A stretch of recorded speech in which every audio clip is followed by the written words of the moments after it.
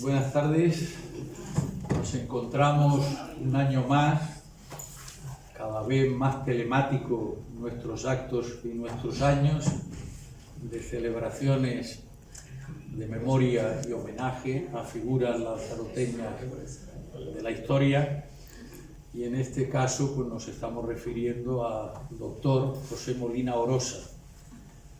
Son muchas ya las conmemoraciones que le hemos dedicado, pero desde hace 3 años, como todos los aquí presentes sabéis, pues como consecuencia de que falleció el doctor Arístides Hernández, nuestro gran académico numerario de la isla de Fuerteventura, también doctor, al que tantas veces ha glosado Antonio Burgos, aquí presente, allí y aquí, pues estamos difundiendo a estas figuras de la medicina insulares por medio de lo que estamos llamando jornadas de medicina. Jornadas de medicina que tienen lugar, las prioritarias, aquí en Lanzarote, en homenaje y recuerdo de don José Molina Orosa, y en Fuerteventura en recuerdo del doctor Arístides Hernández. Bien, hoy pues, la práctica totalidad de actividades de esta naturaleza pues, se transmiten de ordinario por vía telemática. Entonces nuestra satisfacción también es que ustedes pues, distribuyan estas noticias y lo que les transmitimos después también por vía telemática. Sin más con respecto a este contexto global en el que nos movemos, salvo decir que estas jornadas, las de aquí y las de allí, pues están financiadas, patrocinadas por Asisa, por la Fundación Asisa, ¿no? Lo cual pues es una gratísima novedad en estos años que facilitan el que podamos celebrarlas y difundirlas, ¿no? Bien, vamos a dar comienzo en estas jornadas lanzaroteñas con la presencia de José Ramón Calvo, que como todos ustedes conocen sobradamente es vicepresidente de la Academia, doctor en medicina, es también académico de número de la Real Academia Europea de Doctores, a la que tanto le debemos por su mediación, y también es académico correspondiente de la Real Academia de Medicina de Vizcaya, de Bilbao, ¿no? Los Vascongadas, de Euskadi, del País Vasco, como queramos decirlo mejor, ¿no? En consecuencia, pues creo que no hace falta tampoco ni hablar más de lo general ni de lo concreto, salvo quizá para los que asisten hoy por primera vez, pues recordar 2 anécdotas nada más sobre el doctor Molina Orosa, de las que pueden impactarnos, con la intención de que ustedes pues, puedan leer algo más, ¿no? La primera, pues muy sencilla, ¿no? Fue un doctor en una etapa en la que, en principio, había solo 2 médicos en toda la isla de Lanzarote, no más. Y él pasaba la historia por ser un médico del pueblo. Y en más de una ocasión, contaron los que nos ilusionaron y nos animaron hace ya 25 años, ¿no? Que en más de una ocasión pues, se dio el hecho de que a la hora de entregarle una receta a uno de los que lo visitaban, pues junto a la receta le daba un billetito para que pudiera comprar los medicamentos. Un detalle verdaderamente singular. Y otro que en estos tiempos pues, prácticamente no sabía nada, pero que en los momentos aquellos de finales de los años 60 sí suponía mucho, y es que cuando hubo que cambiar de cementerio, pasado ya 13 años, creo recordar, el cuerpo estaba incorrupto. Y esto es otro de los datos que se hace referencia al doctor Molina, que es al que aquí queremos recordar. Bueno, pues sin más, yo quiero aprender, como siempre, es aquello lo que más me divierte, así que tú me permites que me sienta. Muchas gracias otra vez. Gracias. Esto de tener que usar otras gafas por aquello de que la vista se va haciendo cada vez más cansada, tiene su inconveniente, esto de tener que estar cambiando, pero en fin, como siempre es un enorme placer estar aquí en estas jornadas de medicina en homenaje al doctor Molina Orosa, y como siempre agradezco al presidente de la Academia la gentileza por permitirme estar con ustedes un ratito. Y de hecho, uno de los dramas personales que yo tengo muchas veces es saber qué digo cada vez que vengo aquí, porque claro, quiero no repetirme, quiero intentar contarles cosas que sean entretenidas, amenas y que al menos les guste, y siempre estoy dándole vueltas a cosas a ver qué hay, qué puedo traer. Y entonces se me ocurrió traer algo sobre el estrés, porque todo el mundo habla de estrés, pero muchas veces nadie, digamos, llega a entender exactamente qué es el estrés, cuál es la razón de ser del estrés, cuáles los mecanismos por los cuales el estrés se produce, y sobre todo por qué lo llaman algunos el asesino silencioso, porque el estrés mata. El estrés mata, y además mata de una forma silente, mata de una forma que mucha gente no lo sabe que le está sucediendo, y lo único que saben es que se sienten mal, se sienten preocupados, tensos, y al final lo que tienen es eso que se llama estrés.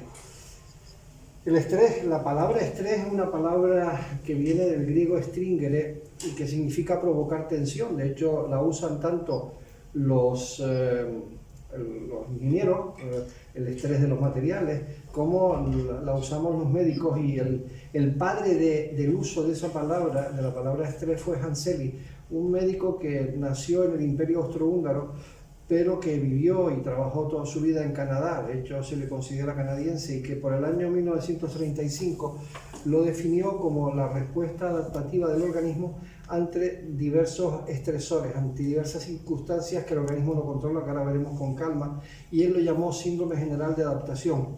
De hecho, él describe 3 etapas para hablar del estrés. Una es la alarma de reacción, que es cuando el cuerpo detecta que hay algo que le genera tensión.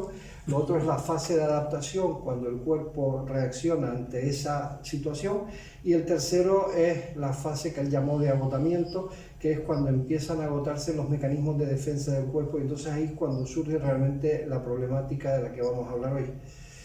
Entonces, una de las cosas importantes es que no nos podemos olvidar, y yo quería empezar con esta frase de Ralph Waldo Emerson, que decía que sin salud todo lo demás pierde valor, y una de las cosas que le afectan y puede generar además severos los problemas de la salud es el estrés, porque él decía que la primera riqueza del ser humano es la salud. En un mundo que me pareció fascinante, que es el mundo de la neurociencia y su relación con el estrés, y entonces vamos a explorar, por un lado, cómo el cerebro responde al estrés, el impacto en las funciones ejecutivas y cómo evitar sus consecuencias. Y para ello vamos a poner un ejemplo. El ejemplo es el de Ana. ¿Quién es Ana? Ana es cualquiera de nosotros.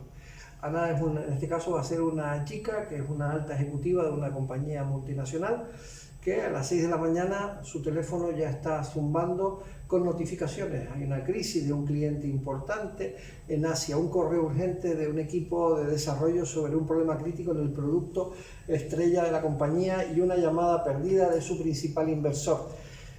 El corazón de Ana se acelera, su respiración se vuelve superficial, y hay una sensación de ansiedad que comienza a apoderarse de ella. Y eso, en el fondo, además, si le añadimos toda una serie de síntomas que cualquiera de los que estamos aquí podremos reconocer en un momento determinado, como son problemas digestivos, trastornos en los hábitos intestinales, una subida de tensión, una subida dispara del colesterol, trastornos del sueño, irritabilidad creciente, problemas familiares y personales, todo eso configura una situación que en el fondo no es más que la respuesta de lucha o huida del organismo ante una situación concreta. Y en ese momento lo que se va a activar es el sistema límbico, del que ahora hablaremos, porque cuando Ana se enfrenta a esa avalancha de estresores, su cerebro se activa inmediatamente, en particular una zona de la que hablaremos con calma después, que es la amígdala cerebral. No la confundan con esta de aquí, no tiene nada que ver. Son parecidas en cuanto a estructura, pero no tiene nada que ver. Entonces esta estructura es nuestro centro de alerta que desencadena la citada respuesta de lucha o huida, y es la zona del cerebro que se relaciona con las emociones. Y eso se comprobó en un estudio que se hizo con presidentes de compañías de Fortune 50, de la revista Fortune, y se analizó la actividad cerebral de los directivos durante una simulación de crisis empresarial. Claro, la curiosidad es que los resultados mostraron un aumento de un 300% en la actividad de la amígdala en los primeros 30 segundos tras recibir noticias negativas sobre el rendimiento de la empresa. Pero es que además después esa respuesta que ellos tuvieron es en el fondo la respuesta que el organismo ha ido desarrollando evolutivamente como respuesta a nuestra supervivencia, porque claro, evidentemente si en los neandertales o los cualquiera de nuestros antepasados homínidos se encontraban ante una situación de un animal que quería agredirlos, pues desarrollaban mecanismos de defensa y de lucha. Evidentemente ahora mismo esos mecanismos no son necesarios en cuanto a la parte física, pero sí que son necesarios en cuanto al desarrollo de la situación en la que se encuentra, por ejemplo, nuestro ejemplo que es Ana, porque Ana no necesita huir físicamente ni luchar contra nadie, pero su cuerpo no lo sabe y el cerebro libera el cortisol. El cortisol, del que ahora hablaremos, es el que algunos han llamado el saboteador silencioso. Hay un estudio publicado en la revista Cell que lo muestra como el gran culpable de iniciar una reacción en cadena de la amígdala y que acaba alterando la organización de las neuronas que crean los recuerdos.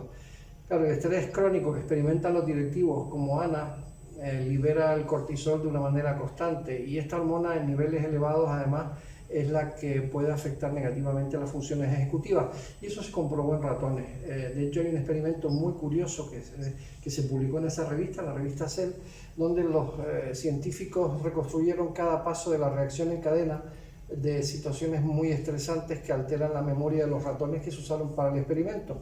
Y entonces lo que vieron es que, claro, se libera por parte de las glándulas suprarrenales corticosterona. Entonces esta hormona hace que la amígdala emita un neurotransmisor llamado endocannabinoide, que bloquea la acción de una célula encargada de organizar en pequeños grupos a las neuronas que crean los recuerdos.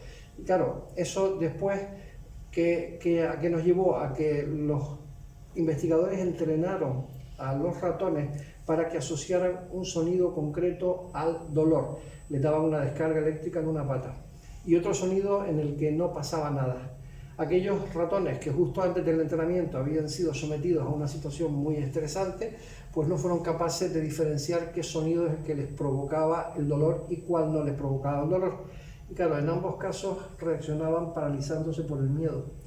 Con lo cual, esta es una situación interesante porque eso no tiene una relación directa con lo que llamamos el estrés postraumático, que ustedes saben además que es una situación que se da mucho, sobre todo en personas que han pasado unas vivencias muy dramáticas, puede ser una guerra, puede ser un atentado, y entonces ese estrés postraumático significa que las personas tienden a reaccionar en su día a día como si estuvieran ante una amenaza. Y es claro, realmente la persona no recuerda detalles de la situación que lo desencadenó, y cuando ve algo que le suena que puede ser parecido a aquello que pasó, automáticamente su organismo reacciona con situaciones parecidas a las que le tocó vivir. Entonces, claro, todo eso al final, por eso se atribuía al papel del cortisol. Y hay un estudio que se hizo durante 5 años con 200 ejecutivos de nivel medio que mostró que aquellos que tenían niveles altos de cortisol medidos a través de muestras en el pelo tenían un 37% menos de posibilidades de mostrar o de tomar decisiones estratégicas acertadas a largo plazo en comparación con aquellos que no tenían ese problema. Claro, imagínense ustedes a nuestra modelo, a Ana, tratando de diseñar la estrategia de expansión para los próximos años de su empresa, con esa niebla de cortisol nublando su juicio. Claro, las consecuencias pueden ser devastadoras, no solo para ella, sino para la empresa y para los empleados. Y claro, eso que le ocurre a Ana tiene una causa que ustedes ya saben cuál es, que es el estrés, que moviliza toda una serie de estructuras orgánicas como mecanismo de defensa ante una agresión percibida. Y si tuviéramos que definir el estrés es la respuesta física y emocional del cuerpo ante situaciones que superan, según la propia percepción del sujeto, porque aquí también hay, ahora veremos algunas diferencias, la capacidad de manejo de una situación. O sea, hay situaciones que a mí personalmente me pueden generar tensión y a otro no le va a generar ninguna porque tiene mecanismos de compensación que yo tal vez no tenga. Pero cuando una persona se siente estresada, libera hormonas específicas que desencadenan toda una serie de reacciones físicas y mentales. Y claro, eso nos lleva a pensar en cuántos tipos de estrés hay. Y existen 3 tipos de estrés negativos y un estrés que se llama positivo. El estrés negativo, los americanos lo conocen como distrés, y el positivo le llaman el eustrés. Y cada uno tiene sus propias características y sus propios efectos en el organismo. Entonces, el estrés negativo, de los 3 tipos de estrés negativo, el estrés agudo es el más común y es el de más corta duración, y surge de exigencias y de presiones recientes o anticipadas a un futuro cercano, y los síntomas son de todos conocidos: dolores musculares, problemas digestivos, sobreexcitación del sistema nervioso, sensación de angustia.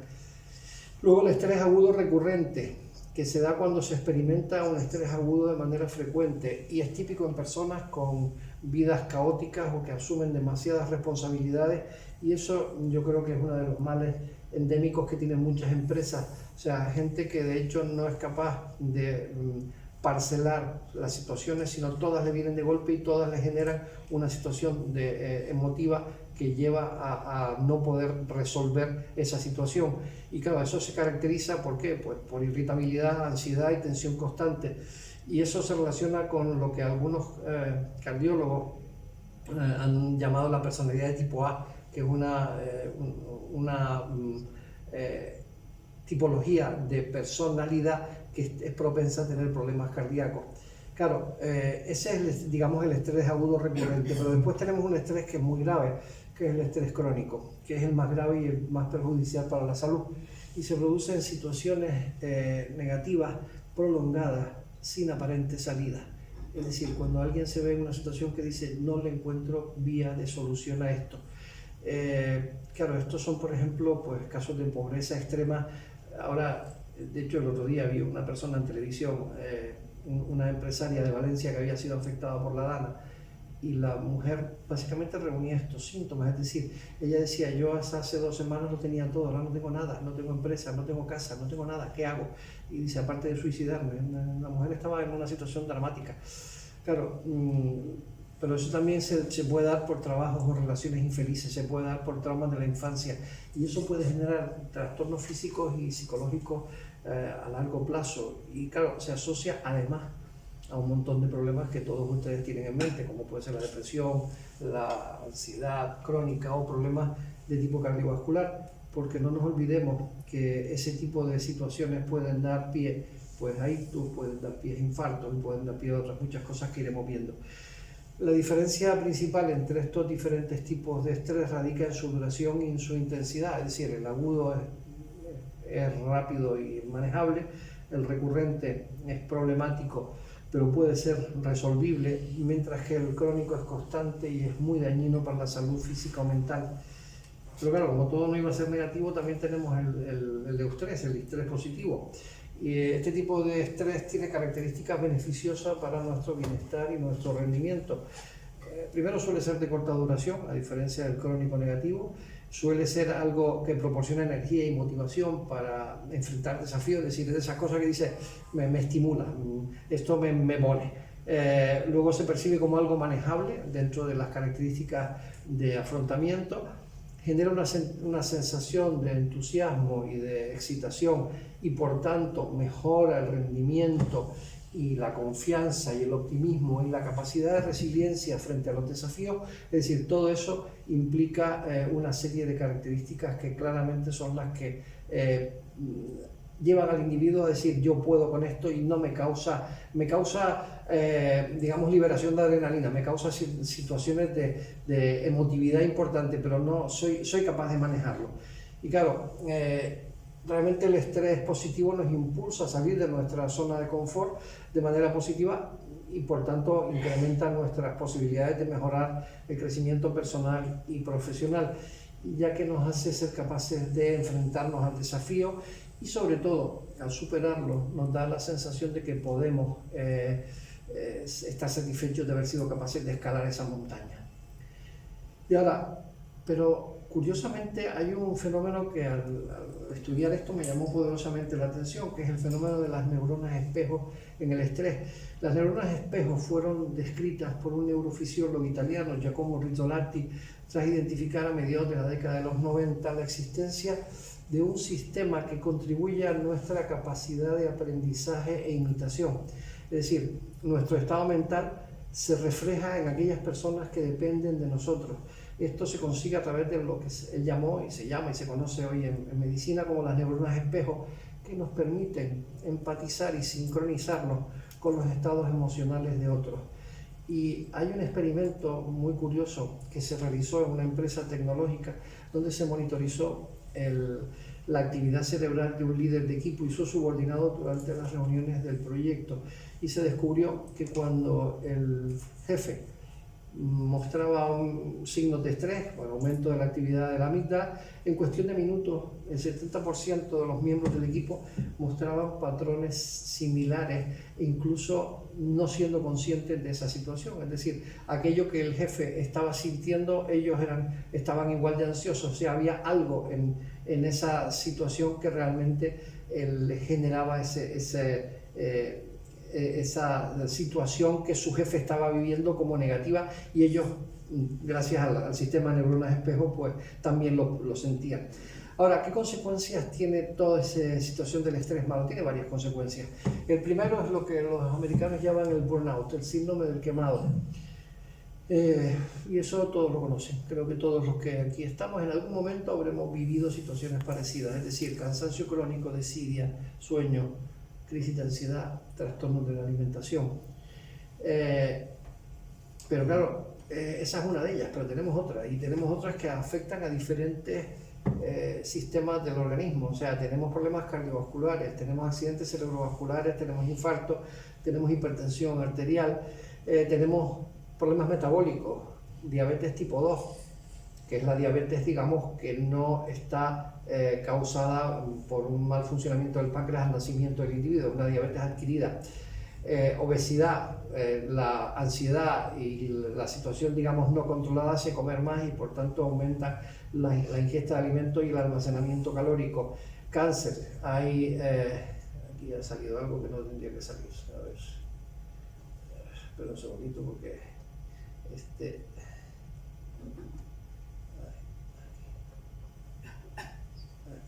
vale, sigamos. Entonces, les decía que en el caso del cáncer, hay muchos estudios que muestran claramente la relación entre determinados tipos de cáncer y el estrés continuado y sostenido. Trastornos hormonales, en mujeres se ve enormemente, sobre todo trastornos relacionados con el ciclo menstrual, trastornos digestivos, trastornos osteomusculares, el dolor crónico, contracturas, lesiones articulares. Y eso se ve mucho, sobre todo se da mucho en mujeres, en lo que le llaman el síndrome del ATM, que es el síndrome de la articulación temporomandibular, es decir, esta contracción de los maceteros y de toda la musculatura de la cara, que hace que estar continuamente comprimiendo esto, pues se genera una tensión y una situación que hace que se puedan incluso llegar a estropear los cóndilos mandibulares. Y luego después esta situación, digamos, de estrés malo puede llevar a muchas personas al incremento de adicciones, es decir, léase por ejemplo el tabaco, el alcohol, los fármacos psicoestimulantes, drogas ilegales o hoy en día la adicción al móvil. Hay gente que de hecho ha convertido la adicción a los tablets y al móvil en uno de sus principales problemas y por tanto tiene que ser tratado, y lo malo es que eso se está dando cada vez en gente de menos edad. Y hay otra consecuencia importante, que es el deterioro de las funciones ejecutivas, es decir, el estrés crónico prolongado puede afectar severamente nuestras funciones ejecutivas, y los efectos principales son tres. Primero, el deterioro de la toma de decisiones. Segundo, la reducción en la creatividad. Y tercero, la disminución en la capacidad de concentración. Son las tres cosas que de alguna manera van a ser generadas por esa situación continua y crónica que se llama estrés. Claro, el estrés tiene una relación estrecha y compleja con la anatomía y la fisiología del cerebro. Y a mí me gustaría mostrarles de alguna manera, de forma breve, pues ese órgano maravilloso que tenemos, que con sus 1500 gramos aproximadamente, pues es el centro de todo lo que nos pasa. Miren, yo estuve este fin de semana pasado en Atapuerca, aprendiendo 1000 cosas sobre los procesos evolutivos que han encontrado nuestros antecesores, desde el Homo heidelbergensis al Homo antecesor, y vas viendo claramente cómo el cerebro ha ido evolucionando. O sea, el cerebro de los primates tiene 500 hasta 1000 gramos y el ser humano ya tiene 1500 gramos. Como decía uno de las personas que dio una conferencia allí, dice, en alguna especie hay alguno que ha pasado los 1500 gramos, dice, pero eso no se ha notado en cuanto a su capacidad de hacer cosas mejores, y por eso hemos vuelto a los 1500, que es aparentemente el óptimo para que el cerebro funcione. Entonces, desde el punto de vista funcional, ese cerebro maravilloso tiene una zona que es de la que me voy a ocupar un poco ahora, que es el sistema límbico. El sistema límbico integra estructuras como la circunvolución singular, la cisura longitudinal, el septo, el hipotálamo, la amígdala cerebral o el hipocampo, las diferentes zonas que están ahí y que ustedes verán ahora en cada una de estas imágenes. Entonces, el primero de ellos es lo que se llama la corteza prefrontal. La corteza prefrontal, cuando está afectada, significa que hay deterioro de la memoria de trabajo, reducción de la flexibilidad cognitiva y disminución en el control de los impulsos. Y también experimenta cambios estructurales bajo estrés crónico con reducción de su tamaño. El siguiente elemento es el hipocampo. El hipocampo, cuando está alterado, presenta problemas de memoria y aprendizaje y dificultad para consolidar una nueva información, y es particularmente vulnerable al estrés crónico, mostrado básicamente porque se contraen las dendritas. La amígdala, que fíjense en la forma que tiene la amígdala, como verán ahí, por eso tienen ese recordatorio anatómico a las dos que tenemos aquí. La amígdala es la responsable, ya lo dije antes, de la reactividad emocional y la respuesta de lucha o huida exagerada, y juega un papel muy importante en la respuesta emocional al estrés, ya que decide la respuesta tanto hormonal como conductual.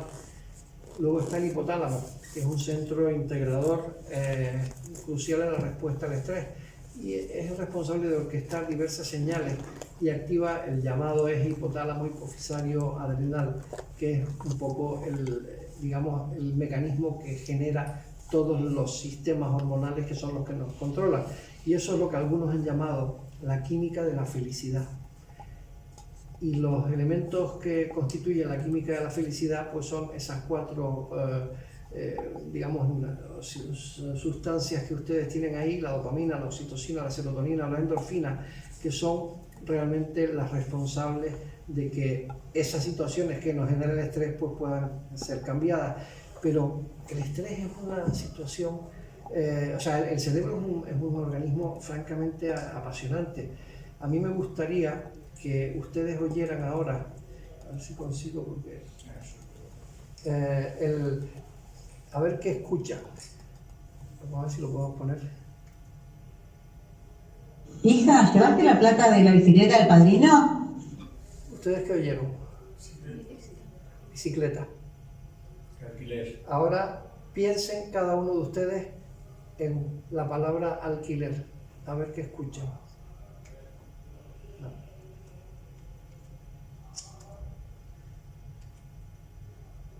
Hija, ¿llevaste la placa de la bicicleta del padrino? ¿Qué oyeron?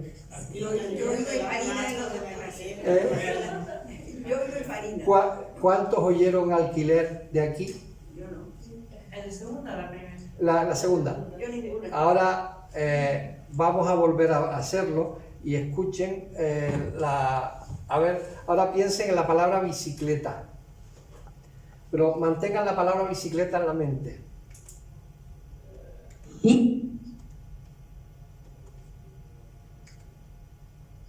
Hija, ¿llevaste la placa de la bicicleta del padrino? ¿Qué oyeron? Bicicleta. Bicicleta. Pues yo cleta soy. Yo cleta.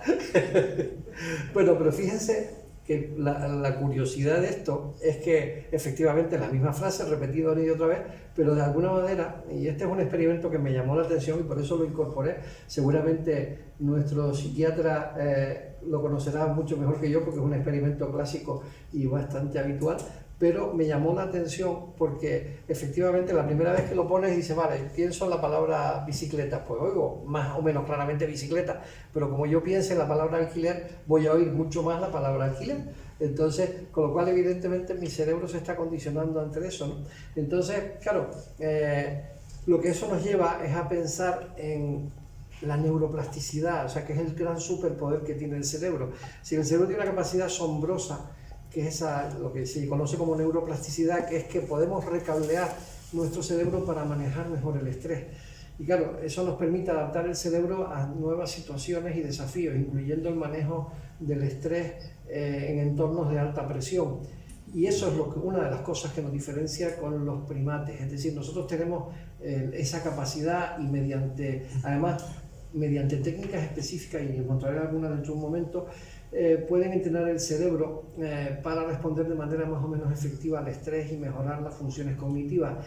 Y algunas de las técnicas de neuroplasticidad, una de ellas es lo que se llama el mindfulness, que probablemente es lo más parecido a lo que hablamos esta mañana, que sería un poco el tema de la meditación, es decir, en el fondo tiene connotaciones parecidas, es decir, hay estudios que muestran que la práctica, digamos, regular del mindfulness puede reducir el tamaño de la amígdala y por tanto reducir nuestra reacción al estrés. Y hay un experimento muy curioso que hizo el presidente de una compañía que básicamente lo que hizo fue preparar un programa para 13.000 empleados y los resultados fueron asombrosos, una reducción del 28% en los niveles de estrés de los participantes, un aumento del 20% de la productividad y un ahorro de 3.000 euros por empleado en costes de atención médica. El otro gran elemento para potenciar la neuroplasticidad es el ejercicio. El ejercicio regular, todo el mundo sabe que libera endorfinas y no solo eso, sino que también promueve el crecimiento de nuevas neuronas en la zona del hipocampo y mejora nuestra memoria y la capacidad de aprendizaje. Y otro interesante estudio hecho con 50 ejecutivos que participaron en un programa de ejercicio de 12 semanas con sesiones de 30 minutos que tenían 3 veces por semana. Yo sé que hay gente que tiene alergia ante la sola posibilidad de hacer cualquier ejercicio y considera un ejercicio el cambiar una hoja de sitio de un lado para otro. Pero salvando, digamos, ese tipo de personas, que además tengo una amiga que me dijo, no, es que yo en mi ejercicio es cambiar, si ya considero ejercicio el haber cambiado la hoja de aquí hasta aquí. Bueno, pues no, lo que decía este experimento es que 12 semanas con sesiones de 30 minutos, 3 veces por semana, y al final los participantes mostraron una mejora del 15% en las pruebas de memoria del trabajo y un aumento del 22% en la toma de decisiones bajo presión. Ese es otro ejemplo. Hay un tercero, que es lo que se llama la técnica de respiración del 4-4-4, que es inhala durante 4 segundos, retén el aire durante 4 segundos y exhala durante 4 segundos. Entonces, eso yo lo he probado y además es una técnica que recomiendan a los actores que hagan antes de salir a escena, porque una inspiración profunda, retén el aire, suéltalo y 4 segundos de inspiración, 4 segundos de retención y 4 de exhalación. Entonces es una técnica que genera una sensación de calma, tranquilidad, y cuando dice toma aire, respira, bueno, pues eso llevado a una sistematización es inhala 4 segundos, retén 4 segundos y exhala 4 segundos. Y eso te da una sensación cuando además lo haces. No voy a decir que lo hagas reiteradamente porque entonces hiperventilas y te puedes caer al suelo, pero sin llegar a ese extremo es una curiosa técnica para tranquilizar y les prometo que funciona. De hecho, yo recuerdo cuando daba cursos de hablar en público, yo recomendaba eso a la gente, sobre todo que imagínense gente del primer día que vienen histéricos porque claro, tienen que enfrentarse a algo que es su mayor miedo. Recuerden que hay estudios que dicen que el segundo miedo del ser humano es morirse, pero el primero es hablar en público.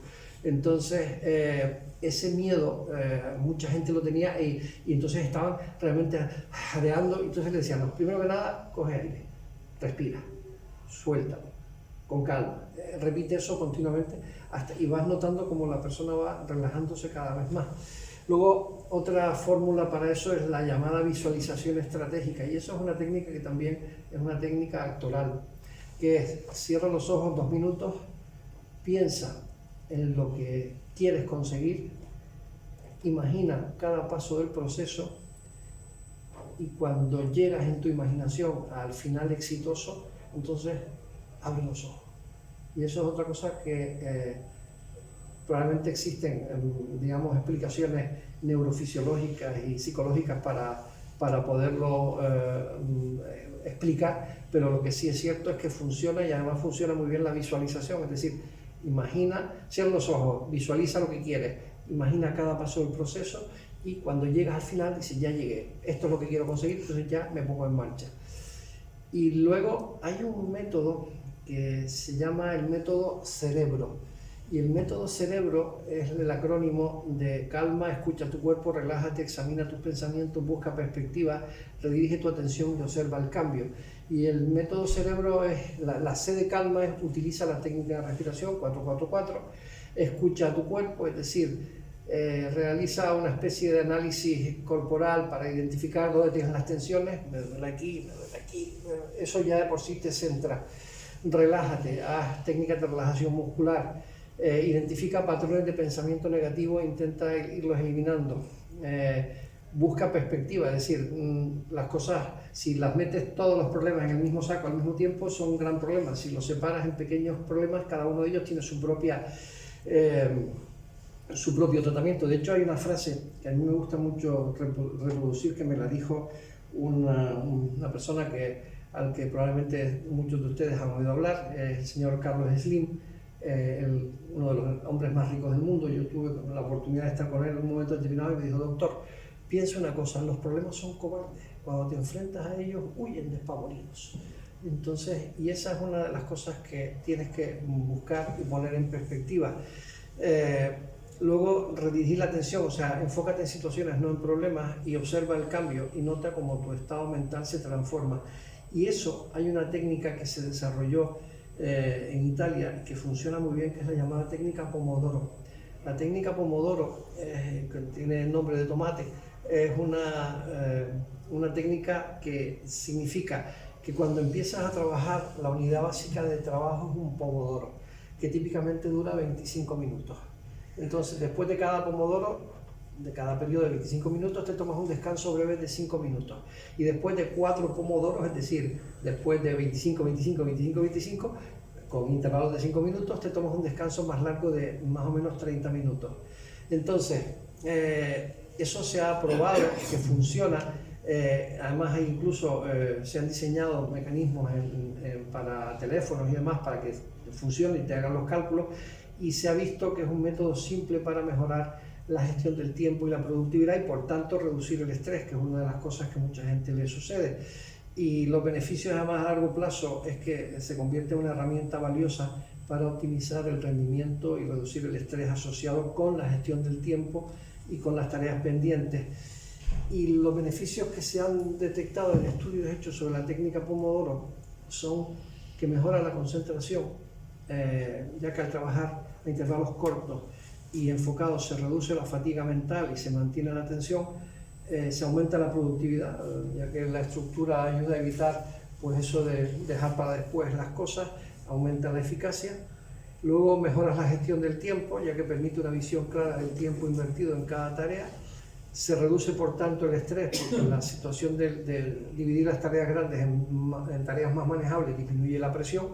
Y luego fomenta la autodisciplina a la hora de tener el establecimiento de hábitos de trabajo efectivos. O sea, todo eso son elementos y mecanismos que ayudan a disminuir la sensación de estrés de las personas.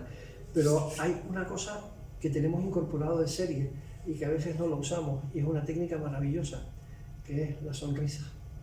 Miren, la acción de sonreír activa múltiples áreas cerebrales, incluyendo por supuesto la corteza prefrontal, el sistema límbico, y influye en nuestro sistema emocional, ya que sonreír estimula la producción de dopamina, de serotonina y de endorfina, mejorando el estado de ánimo y además reduciendo el estrés en los niveles bioquímicos. Y eso sí que se ha probado experimentalmente. Claro, ¿Cuál es el impacto de la sonrisa? Pues primero que nada, la mejora de las relaciones, es decir, obviamente sonreír mejora las interacciones sociales, facilitando la comunicación y la creación de vínculos. El efecto contagio, ya les hablé antes de las neuronas espejo y la razón era por esto. O sea, si yo sonrío y le sonrío a cualquiera de los que están aquí delante, pues vamos a entablar una relación de comunicación importante, y entonces eso es contagioso. De hecho, ¿cuántas veces ha pasado que alguien empieza a reírse a carcajadas y la gente que está al lado se ríe a carcajadas y dice, ¿por qué te estás riendo? No lo sé, porque me contagié de la risa que tenía al lado. Entonces, al final, eso es un efecto que los cómicos usan mucho. O sea, como haya alguien que desencadene la risa en primera fila, habrá 25 en el escenario que se van a reír. Y luego, evidentemente, dicen los estudios hechos sobre el liderazgo que los líderes que sonríen con frecuencia son percibidos como más confiables, mejorando su capacidad de influencia. Claro, si uno automáticamente piensa en Steve Jobs, dice, pues no debe ser así, porque Steve Jobs era todo lo contrario a eso que estoy diciendo. Pero también las cosas tienen excepciones. Les puedo contar como anécdota de Steve Jobs, que era un tipo que generaba un estrés brutal en las personas de las que se rodeaba por su nivel de exigencia. Cuentan que un día él había encargado algo que sustituyera al sistema de escuchar música de la época, que ustedes lo recordarán perfectamente, que eran esos aparatitos que, digamos, la gente utilizaba para escuchar música, que no me acuerdo ahora mismo el nombre que tenía. Y él le dijo a sus ingenieros que quería que desarrollaran un aparato pequeño donde cupieran un número importante de canciones y de música. Y le trajeron un aparato que tenía un cierto tamaño, y él le dijo, lo quiero más pequeño. Y le dijeron, es imposible, no se puede miniaturizar más. Entonces él cogió el aparato y lo tiró a la pecera que tenía en su despacho, y empezaron a salir burbujitas. Digo, hay aire, luego hay espacio, así que más pequeño lo quiero. Y efectivamente así se consiguió hacer, y ese fue el primer aparatito digamos... ¿MP3? ¿MP3? Sí, no, pero el que sacó iPad, que sacó Apple, que estoy tratando de recordar cómo se llamaba. No, el iPod son los auriculares. No, era el primer dispositivo de música, que se me fue el salto al cielo ahora. ¿Cómo se llamaba el primer dispositivo? iPod. No, el iPod es el auricular, sí, no, pero este era el sistema pequeño que él sacó, que era, se llamaba, ya me acordaré. iPod. El iPod. Sí. Bueno, pues ese era el que ellos miniaturizaron hasta un extremo. ¿Por qué? Porque cuando él lo tiró a la pecera y salieron burbujas, dice, bueno, se puede hacer más pequeño, hay aire, luego háganlo más chico. Entonces, claro, dicen que simpático no era, pero sí generaba una enorme capacidad de empatía con la gente. Él de hecho decía que si no le das confianza a la gente a la que contratas, ¿para qué los contratas? Dice, porque si yo les contrato es para que ellos hagan su trabajo sin que yo interfiera. Ahora, después el nivel de exigencia era brutal. Y él decía, si contratas a alguien es para darle la confianza para que lo haga, y si no, lo pones en la calle. De hecho, él tenía otra frase, que cuando había alguien a quien no quería tener ahí, se despídete tú mismo. Es decir, ni siquiera era capaz de decirte, estás despedido o no. O sea, ya te dije que no te quiero, despídete tú mismo. O sea, directamente. Entonces, eso generaba una situación de estrés y de ansiedad importante, que como líder era un problema. Pero volvemos a la parte de la sonrisa. Evidentemente, la sonrisa en el caso ese no era muy propia, pero en la mayor parte de las veces sí que funciona.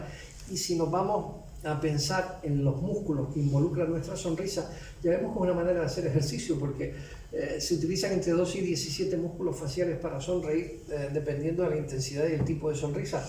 Y los músculos son varios, ahí los tienen puestos, pero el cigomático mayor, este de aquí, es el músculo que es más importante y es el responsable directo de la sonrisa. Y claro, los beneficios de sonreír, aparte de lo que ya les dije antes, pues primero, reducción del estrés y del dolor. Sonreír libera endorfinas y otros analgésicos que ayudan a mejorar el dolor, sobre todo determinado tipo de dolores. La salud cardiovascular se asocia al hecho de personas que sonríen mucho a disminución de la presión arterial y a protección de enfermedades cardiovasculares. Y sí que hay un dato curioso que me llamó la atención cuando preparaba esto, que es que hay algunos estudios que demuestran que las personas, digamos, que se consideran felices y que están continuamente sonriendo y tienen una vida optimista, tienen un mejor sistema inmunológico y ayuda a reforzar las defensas del cuerpo. Y luego también hay algunos estudios que dicen que las personas que sonríen viven más, entonces entre 4 y 7 años versus las que están siempre enfadadas, cabreadas y fastidiadas. Así que mejor sonreír por si acaso. Y luego, evidentemente, las hormonas de la felicidad pues, son liberadas, como ya hemos visto, cuando se sonríe, y hace que las personas pues, estén más atractivas. Y luego, obviamente, aumenta la confianza y la autoestima, reduce la ansiedad y la depresión, y además disminuye los síntomas de depresión y de fastidio ante los problemas que la vida tiene. Y por tanto, también, desde el punto de vista laboral, puede conducir a mayores logros en la capacidad de acción del individuo. Y además, ya lo dije antes, el efecto contagioso de la sonrisa. Claro, cuando uno sonríe puede hacer que otros pues, también sonrían, y eso implica además que realmente hay numerosos beneficios para la salud física y psíquica. Y hay una cosa, que eso sí que me lo tengo que atribuir porque se me ocurrió a mí un día dando una conferencia y se me ocurrió sobre la marcha, y era, dice, ¿cuál es la mejor respuesta que puedes tener ante el estrés? Pues, ráscate. Y ustedes dirán, ¿eso qué tiene que ver? Pues sí, tiene que ver. Ráscate, ¿qué significa ráscate? Significa el acrónimo de reconocimiento, apoyo, sonrisa, cuidar el cuerpo, alimentarte y tranquilidad, y luego ejercicio regular. Es decir, estamos ante reconocimiento. Primero, reconoce el problema. Segundo, apóyate en otros si lo necesitas. Tercero, sonríe, como ya dije antes, porque eso te ayuda. Cuarto, cuida tu cuerpo y presta atención a las señales que este te da. Quinto, aliméntate adecuadamente, tanto física como espiritualmente. Tranquilízate y templa los ánimos controlando los impulsos iniciales. Y haz ejercicio regular, porque esa respiración consciente de la que hablé antes, la exhalación y la inhalación, pues ayuda a que el organismo mejore. Y eso es una técnica integral, de alguna manera, que es que el primer paso implica un reconocimiento consciente del problema, ya que activa áreas cerebrales relacionadas con la resolución de problemas. El segundo es apoyo activo del sistema de recompensa del cerebro, ya que reduce el estrés y mejora la capacidad de afrontamiento. En la acción de sonreír ya la he profundizado. Luego, la atención corporal, presta atención a las señales del cuerpo, ya que eso mejora la conexión entre mente y cuerpo. La alimentación consciente, una alimentación adecuada, no solo nutre el cuerpo, sino también afecta directamente a la función cerebral y el estado de ánimo. Templar los ánimos implica activar la corteza prefrontal, mejorando el control sobre las respuestas emocionales impulsivas. La respiración consciente, ya dije antes cuáles eran los beneficios de la respiración y de la respuesta al estrés que eso lleva. Y el ejercicio regular, ya que estimula la producción de factores neurotróficos y facilita la neuroplasticidad cerebral y la resistencia al estrés. Bien, pues vamos a ir acabando, y vamos a ir acabando hablando de el futuro a partir del estrés. Vivimos una sociedad estresante y estresada, y por tanto tenemos que aprender a convivir con ella. Es decir, el estrés por sí mismo no es el enemigo. De hecho, Hanseli decía, cuando él hablaba del concepto, él decía, el estrés, la diferencia está en qué es la manera en que nosotros reaccionamos al estrés. Y de hecho hay un pastor evangelista norteamericano que se llama Wayne Goodell, que decía que la respuesta al estrés es lo que marca la diferencia, ya que no es el estrés el que nos hace caer, sino la forma en la que respondemos a los eventos estresantes.